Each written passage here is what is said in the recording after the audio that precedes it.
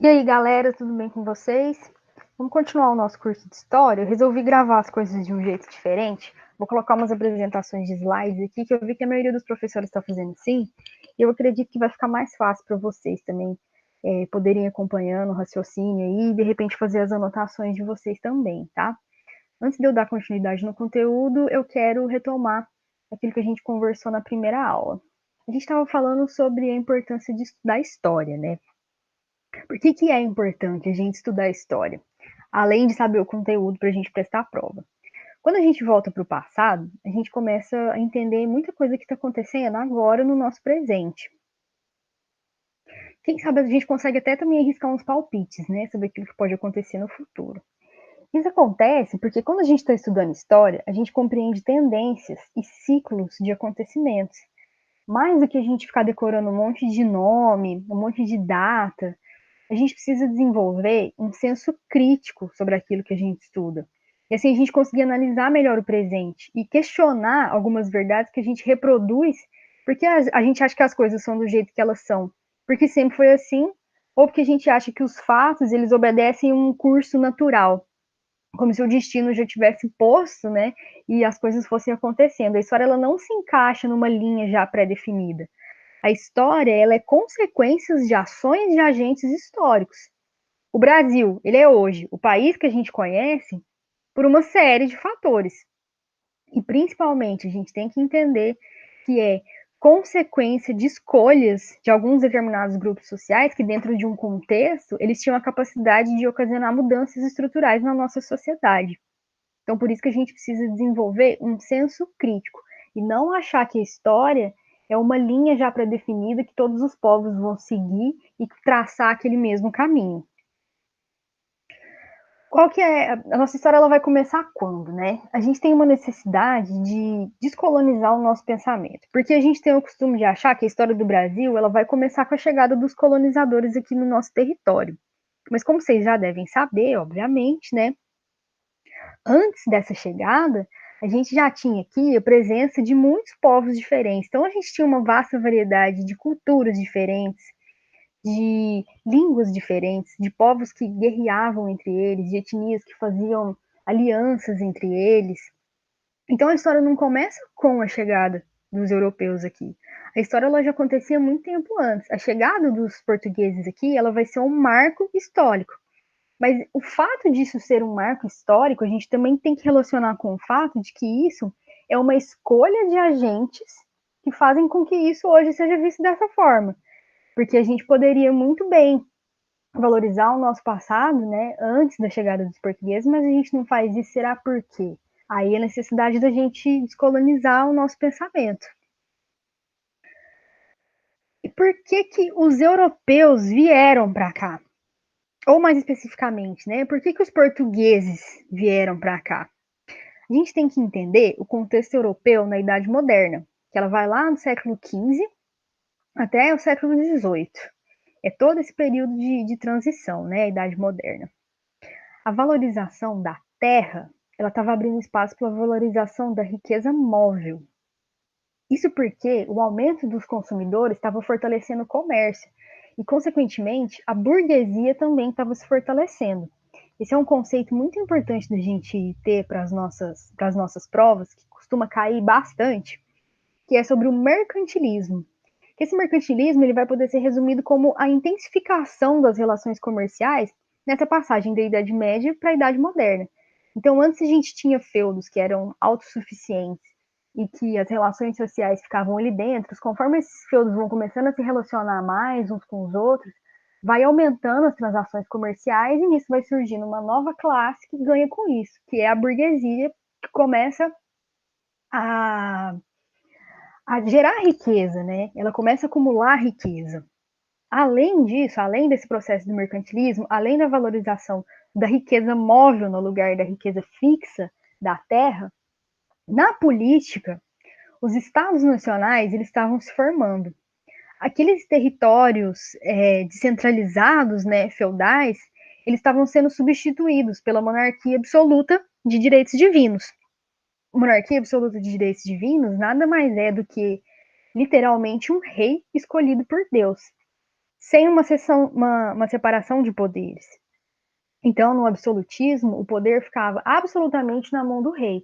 Não existia a divisão que a gente tem hoje, que é lá o poder executivo, o poder judiciário e o poder legislativo. Todas as decisões elas ficavam a cargo dos reis, era da monarquia. Lá no período feudal, não existia isso, né? Porque tinha uma descentralização de poder, cada feudo ali dentro tinha suas próprias regras. Conforme o Estado Nacional ele vai se fortalecendo, ele vai criando certas padronizações, né, para todo mundo. Padronização tanto na questão da moeda que vai ser utilizada, das medidas que vão ser utilizadas. E por que isso é importante para a gente fortalecer o comércio? Ora, se eu sou de um feudo e eu tenho uma concepção de tamanho que é diferente da sua, que mora num outro feudo diferente do meu, fica difícil a gente manter relações comerciais. Isso, um momento ou outro, pode acabar prejudicando a gente. Então, quando a gente tem um Estado que centraliza tudo isso, a gente começa a obedecer certos padrões num território que ele é mais vasto do que o território de um feudo, e as relações comerciais elas podem se fortalecer, né? Elas acontecem com mais facilidade. A gente cria facilidades para o comércio. Então, o Estado ele vai surgir com essa intenção de facilitar a acumulação de riquezas, certo? Não só essa mudança no plano material, né? Mas no mundo das ideias, as coisas também estavam mudando.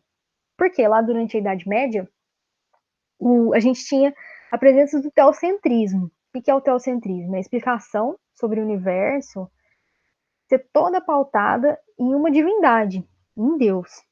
Esse teocentrismo estava sendo substituído pelo antropocentrismo, que é a gente pautar as nossas explicações a partir da humanidade, a partir da razão humana. É o que a gente chama de período do Renascimento. E a gente vai ter muitas mudanças nas artes, na cultura, na religião. Então, assim, o que a gente tem que entender de tudo isso? O que é importante a gente gravar?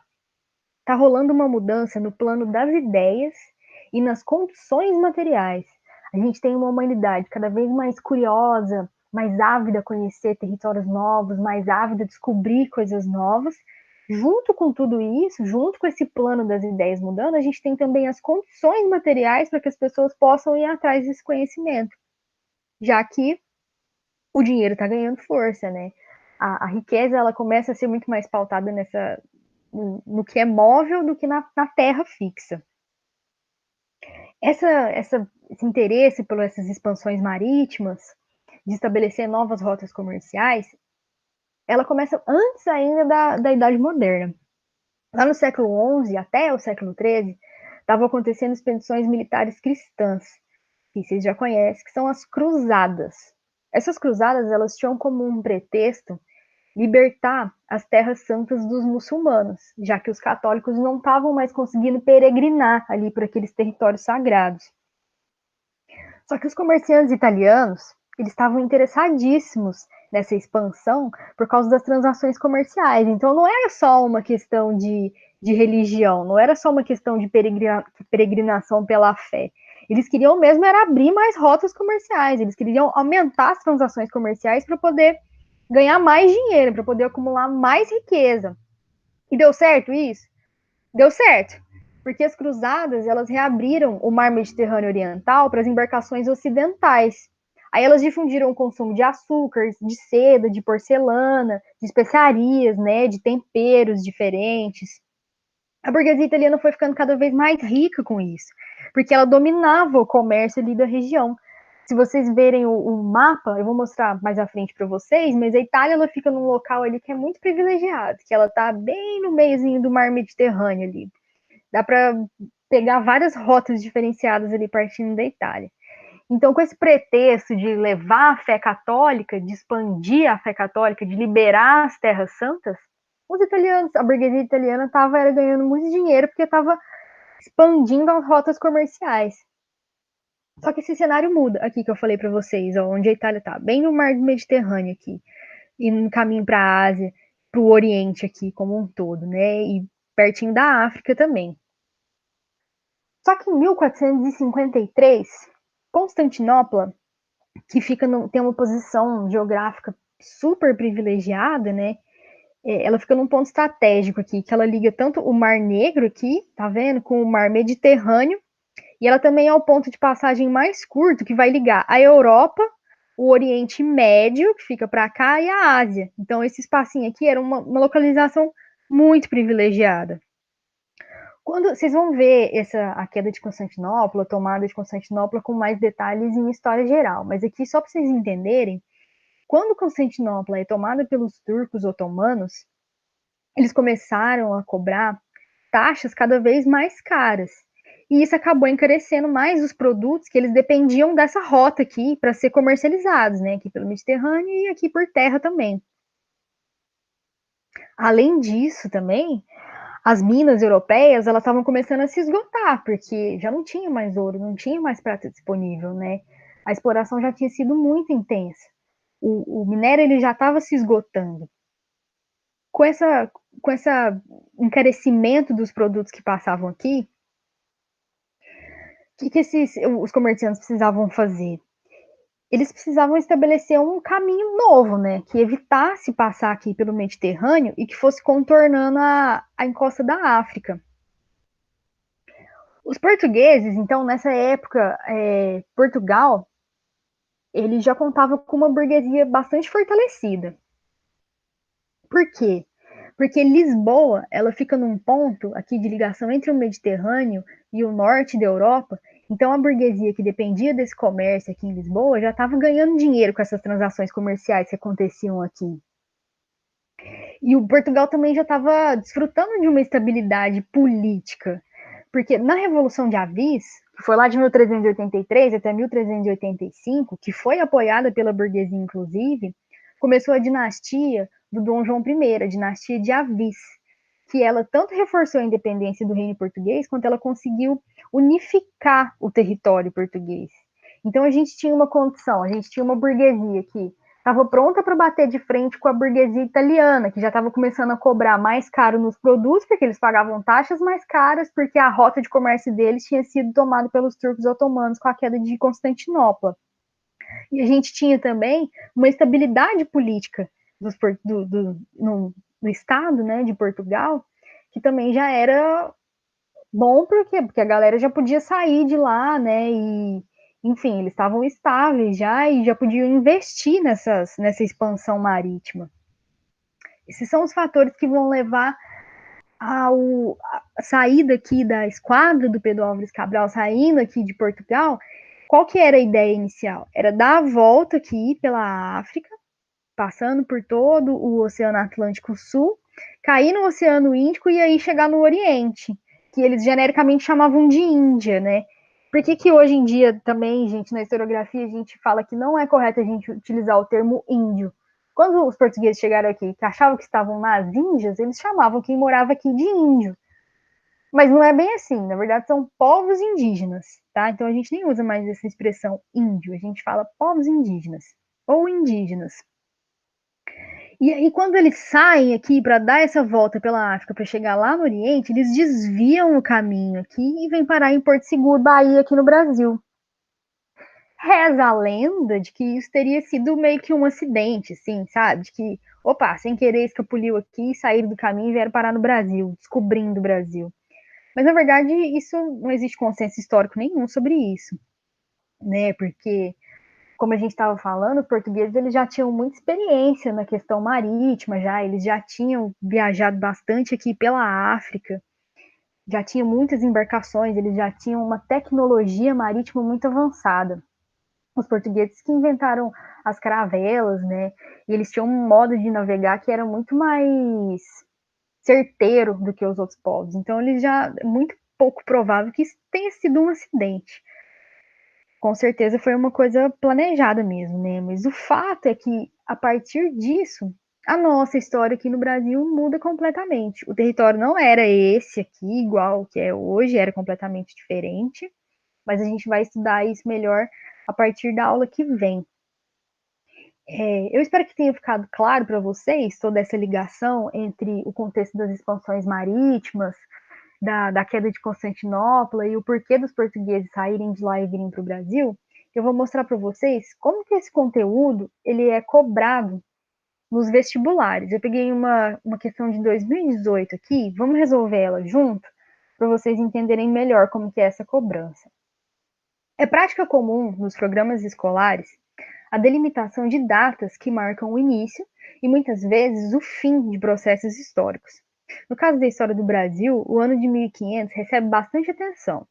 A respeito do ano de 1500 como início oficial da história do Brasil, analise as proposições. Número 1. A definição de datas como marcos históricos tem implicações políticas, uma vez que elege certos eventos como fundamentais. No caso da história do Brasil, a ênfase no ano de 1500 ressalta a importância atribuída à chegada dos europeus para a constituição da história brasileira. Então, lembra quando a gente falou que aquilo era um marco escolhido por ação de agentes históricos, mas que não necessariamente aquilo era o começo da nossa história. Mas ele é um marco escolhido politicamente para ser assim. Então, número 1 é verdadeira.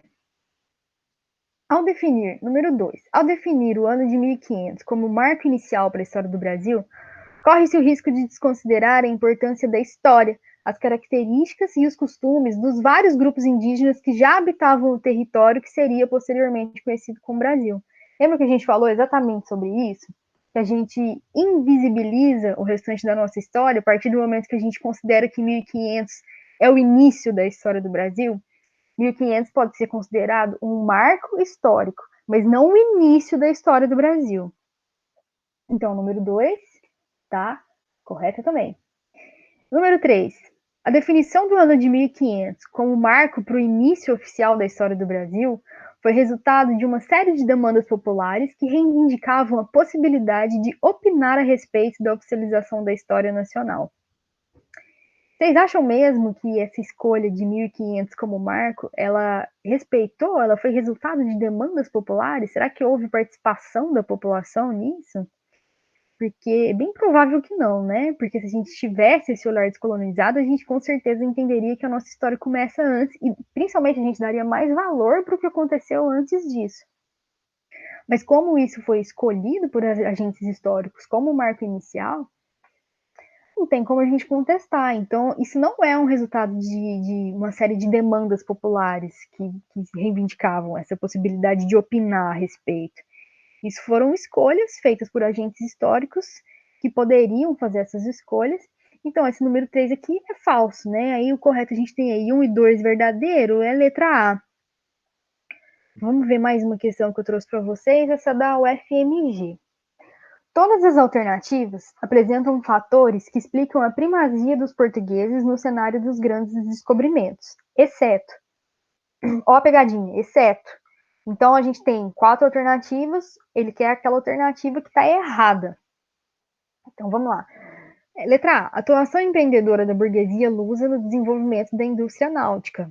Lembram? A gente falou exatamente sobre isso, né? Sobre como os portugueses eles tinham uma tecnologia marítima muito desenvolvida. Então, essa está correta. B. A localização geográfica de Portugal, distante do Mediterrâneo Oriental e sem ligações comerciais com o restante do continente. Olha, distante do Mediterrâneo Oriental e sem ligações comerciais com o restante do continente, vocês lembram? Vou voltar aqui no mapinha para vocês verem. Quando a gente falou aqui, ó, que a burguesia em Lisboa ela estava se fortalecendo, exatamente porque os produtos que passavam aqui pelo Mediterrâneo chegavam a Lisboa, ele era o caminho para levar lá para o norte da Europa. Foi assim que a burguesia de Lisboa começou a se fortalecer, começou a enriquecer. Então, dizer que não tinha ligações comerciais com o restante do continente, não está aparecendo nada certo essa alternativa aqui. Vamos deixar ela como errada por enquanto. Letra B, né? Agora vamos ver o restante. A letra C. A presença da fé e o espírito da cavalaria e das cruzadas que atribuíam aos portugueses a missão de cristianizar os povos chamados infiéis. A gente falou sobre isso também, vamos falar ainda mais na aula que vem, né? Quando os portugueses chegam aqui, a primeira coisa que eles fazem é rezar uma missa. E realmente, essa era a ideia das cruzadas, né? Era levar o cristianismo para o restante do mundo.